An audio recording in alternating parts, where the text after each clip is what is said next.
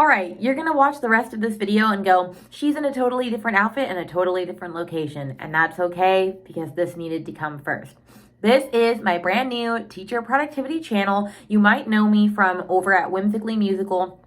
That is my music teacher channel. I had it for both music and teacher productivity stuff. And it was just getting to the point where YouTube was getting confused on like what my videos meant and who they were supposed to go to and who they served.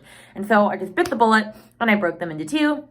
And I'm really glad that I did. So if you're here, welcome. It means you are a teacherpreneur that wants to better their productivity and organization and time management. And I'm the girl to help you do that. My name is Rainey and I am a teacherpreneur productivity mentor. And I help teacherpreneurs better master their time and energy while scaling their business so that they can ditch the hustle and grind, break up with busy, and stop sacrificing their mental health. And so this channel is going to be where we're going to give all different sorts of tips and tricks on productivity strategies that I utilize in my own teacherpreneur business, organizational tips, time management strategies, all of the things, because my goal is to help you achieve the productivity pinnacle, which is doing the right tasks at the right time so that you can achieve maximum productivity potential. And so if you're here for that, then go tune in to this video where we're going to talk all about how to work on your business while still having a 9-to-5. Go check it out. Hey friends, welcome back. And in this video, we are going to be talking all about my top time-saving tips for being a teacherpreneur while you are still working your 9-to-5 in the classroom. Because I know it can be really hard. You have all these ideas. You're wanting to be, most of us, some of us are wanting to be a full-time teacherpreneur. But how are you supposed to create resources when you're already working your 9-to-5 teaching? And it's that sometimes you're a mom and you have tiny children that are like needing your constant attention because as a mom, you're always on and you're not getting any time to work until the end of the night where you're already exhausted and burned out and you need to get ready for the next day. It can be really overwhelming and honestly sometimes feel defeating, which is why I'm here to share the tips that have helped me better utilize my time so that I'm able to actually build a successful business. It's on its way to being a business. It's no longer a hobby because I've prioritized it that way. So I'm going to share my top tips for that.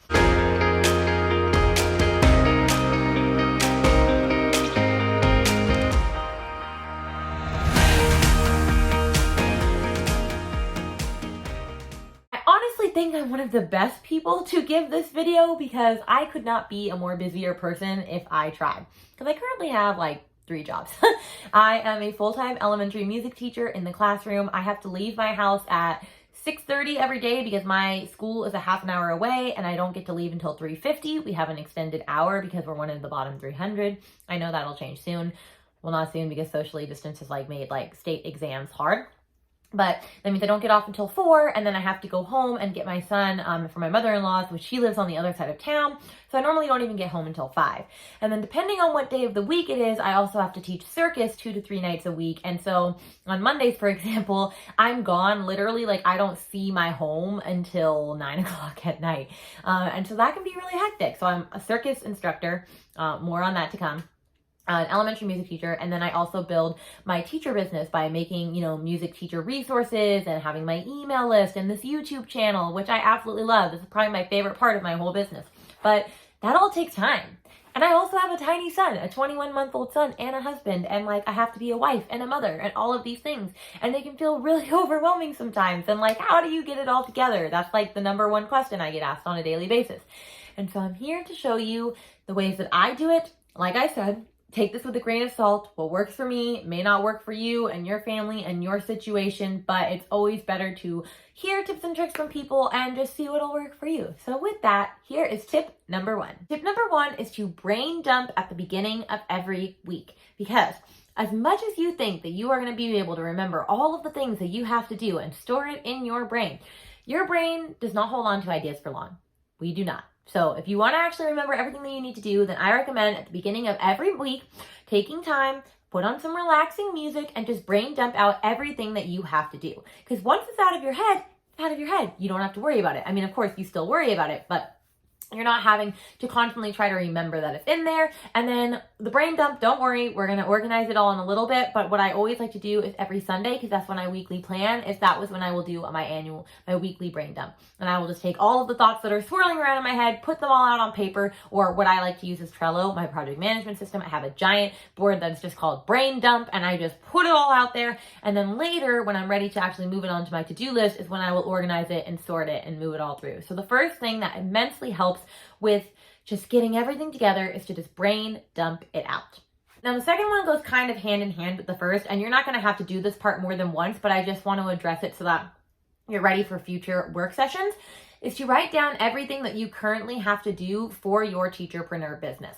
Whether it's creating Instagram posts, whether it's creating YouTube content if you have a YouTube channel, whether it's creating products, like what type of products do you create? Anything that you do for your business or that you need to do for your business, write it all out so that we can see what you have to do, and then we can begin to organize when you can do it. Because if you try to do everything for your business every single day of the week, that is not going to happen. It's just not realistically. You might not get to work on making products every single day. Maybe you can only work on products one day, and then you have to create Instagram content another day, and then you have to create your blog post content another day.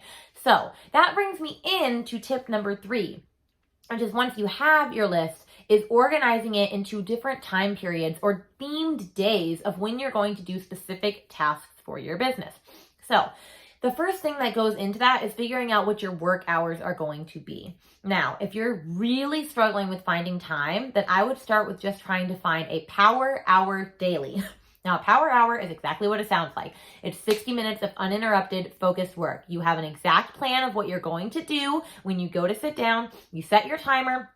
You can use Toggle if you want to track your hours and know exactly like what you're utilizing with your time. Like you can say I spent 20 minutes like making this preview for a product, and then I spent 40 minutes actually making the product. That way you know where your time's actually going. So I'll link that down below. You're going to want to spend 60 minutes of uninterrupted focused work, and you're going to get so much done. So if you have no time at all, I know you can find 1 hour of time, whether it's late at night after your kids go to sleep, or if you wake up an hour early to get it done. Now, if you're like, I can do a little bit more than an hour, like I kind of have a little more leeway, especially if you don't have any kids, then I would try and figure out when you can do different days and different hours. So maybe on Mondays, you can get 3 hours of solid work in, but on Fridays, you know, you can only get 1, and on Saturdays, you know, you absolutely cannot get any time in. Well, it won't be that bad because you had 3 hours on the Monday. So seeing where you can fit in those power hours where, like I said, you either have to wake up early to do it, which is not for me because I already have to get up at 5 because my job is so far away. So I do my power hours in the evening, or doing it late at night after your kids go to bed, which right now that has also been hard because my son's sleep schedule is totally whack. So it's just how I get things done right now is just a mystery. But making sure that you have specific hours and that your spouse knows about them and that your friends know about them and that your clients, if you have clients, know about them. Like they know that on Monday nights from 7 to 9, mom is busy doing her work, because if you don't treat your business like a business, you're not going to make time for it. And if you're wanting to ever leave the classroom especially, then you're going to need to make sure that you're actually making time for it, because if you don't make time for it, you can't expect it to grow. You can't expect to make $100 on your TPT shop if you only have 2 items, unless they're like really sought after items. But the more items you have, the more exposure you have. And so you have to make products. You have to build your email list. You have to do things in order to see things move the way that you want them to. So prioritizing your business and making sure that you put in the time and the effort on it is going to heavily, heavily pay for it later on. And once you have your power hours, that's where you can start to theme things. So for example, Mondays, I don't schedule any work for myself because like I said, I'm not home until like 9 at night and I just don't feel like working on my business. Whereas Tuesdays, I'm home by 5. So maybe Tuesday nights I will do, that is product creation night. I'm just working away on all my different products from like 7 to 9. Then Wednesday is where I am batching my Instagram content for the week, because I batch weekly. I tried monthly and I just don't have the lifestyle for that. I am going to have videos coming soon on how to batch content both weekly and monthly, but maybe I just batch my Instagram content for the week. Maybe Thursdays is when I write my bi-weekly blog posts, because I do bi-weekly blog posts. Fridays is when I record YouTube videos. Sunday is when I edit YouTube videos. Every day has a specific thing so that when I go to sit down for that hour, I'm not second guessing myself and going, oh, what should I do right now? Should I check my emails? Should I upload another product? Because if you give yourself any time to try and figure out what you need to do when you should be doing stuff, you're going to waste all your time. You're going to get distracted. This way I go in knowing exactly what needs to get done and I can get in and out quick. Thinking about, you know that phrase.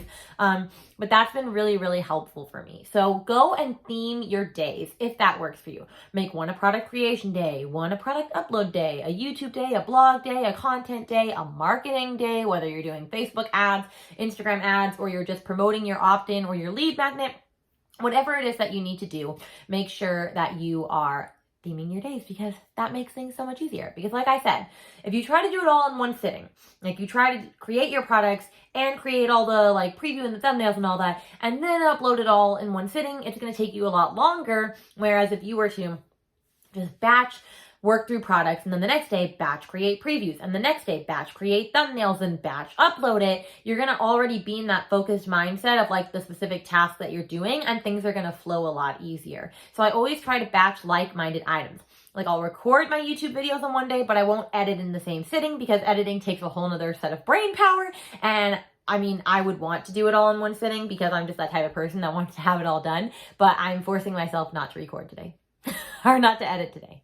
So that definitely helps as well. Then another important thing is making your to-do list for the week, doing weekly planning. So I will sit down on Sundays because that is the day that I have to plan, which I actually have to meal prep right after this. Just remembered that. But this is the time that I like to plan where I will map out my 3 big tasks that are going to move the needle forward in my business every day. I will set it out for each day of the week. If you give yourself more than 3 things to focus on in a day, that's where things go awry and it's just a hot mess express. I'm also going to have like the best way to make your to-do list video very soon. But rule of thumb is never give yourself more than 3 tasks to do within a day, because you will for sure be able to complete 3 things and then your to-do list is done. So I'll sit down for the week and I'll look at my overarching goals for quarter 1 and say, okay, so maybe like, for example, one of my quarter 1 goals is to have 100 products in my shop. Right now I have 42. That means I really have to get hot stepping. So then I need to prioritize product creation. So maybe on Monday, I will map out what products I need to create. That can be one task. I start working on a product. I start working on another product. Maybe those are my 3 things for the day. Maybe on Tuesday is when I'm creating previews for like the 5 different products that I've already finished creating, or video previews or whatnot. But I want to make sure that whatever I'm assigning as my 3 tasks to do for the day tie directly back to what my goals are. Because if they have nothing to do with my goals, then they're not going to push me forward in my business. And since my ultimate goal is to be a stay-at-home mom by the time I have another kid, I need to really make sure that my goals and my actions are reflecting that. So take time to do weekly planning and map out the 3 things that you're going to do every day of the week. Now, yes, it might change over the week. The other week, I was like, okay, I did not finish any of the 3 tasks on Monday, so I simply just moved them to Thursday because I just didn't have time to do them on Monday. I always try to give myself grace on Monday, but in my greater 3, I always forget. So making sure that your tasks directly relate to what you want to do and making them easy enough that you can chunk them either within your power hour or during your lunch break or whatever time that you have. My next tip, which is going to save you so much time, is creating templates for your products. Unless you're doing a lot of one-off products, which I never recommend because the quickest way to success is bundling and creating bigger, badder bundles. Then please create a template. So for example, I made a Martin Luther King Jr. virtual music field trip that's doing really well. And so I was like, oh, I could make music field trips for all different types of like musicians and historical figures. Like I just made one on Ellis Fitzgerald. I'm working on one on Duke Ellington. So instead of recreating the wheel and just starting those all from scratch again, I made the Martin Luther King one. I saved the file and then I saved a copy and called it virtual field day template. And so anytime that I'm pulling a new virtual music field trip, I will just open that up and all I have to do is change out the photos, but the font is already where I want it, the text is where I want it, the backgrounds, all of that stuff is already there, and it takes so much less time. Please don't recreate the wheel for yourself every single time. If you're recreating the wheel, you are just wasting your time. So create templates for everything. I have a template for my thank you page and for my terms of use, because the thank you page only changes because some of my clip art and stuff changes. Although I also, that's a pro tip, tip, tried to use the same fonts from the same people and the same clip art and the same digital papers and stuff, so I don't have to change that out, because honestly, that's annoying. Although the other thing is I do try to change out what products are being featured in the thank you page to make sure that they match. Like if someone bought my blogging workflow template, I would want them to know that I have like a podcast one and a launch one and like all this other stuff, so I'll change those out. But have a template for your terms of use, for your README thing, your thank you thing, all of the things that have to go into it. Have a template for how you create video previews. Have a template for how you create your previews and your thumbnails and your cover photos. The more templates you can have, the better. Now, another tip for you is to please implement rest into your schedule. I'm the type of person that wants to go all the time. But I have a tiny human that like wants to spend time with his mom. And I have a husband that wants to spend time with me. And I don't always need to be working 24/7, even though like I love doing what I do. I love working. But you need to also take time for yourself, because if you continue to work nonstop, you are going to run yourself into the ground, as I have on multiple occasions. So take a day off during the week on Sundays, except for right now, because, well, actually, no, today's not Sunday. Today's MLK Day. On Sundays, I try not to work. That's just when I like meal prep and I like weekly plan, but I don't consider that working. Like I don't create products. I don't do any of that. I used to more. I try to avoid that now because I want to make sure that I'm being a good wife and I'm being a good mother and then I'm respecting my own self, because sometimes you just need a break. So make sure rest is part of your equation and that you are doing something for yourself, not just one day a week. You're doing something for yourself every single day of the week, but that you're really utilizing and implementing rest on one specific day. So for me, circus, I teach it, but it's also my passion. So that's like my self-care time. But maybe for you, it's just having a bubble bath or listening to a podcast while you're doing the dishes. It doesn't have to be like all one thing by itself, but it's any time that you have to take care of yourself, because you need to, because your body can only do so much before you run it into the ground. And we just want to honor and respect our bodies and be aware of it. I hope this video was helpful and that you are able to utilize all of these tips to better manage your time as a teacherpreneur and a full-time teacher. Which, let me just say, if you're doing both, just like I am, you are a badass. You are changing the world one day at a time, and I'm just so proud of you for continuing to show up for yourself and continuing to do the dang thing. Make sure to subscribe if you're interested in following around on this channel. Hit the little bell notification so that you know when new videos come on Mondays and Fridays.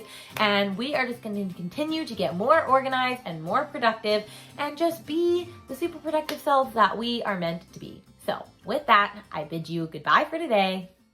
Bye, guys.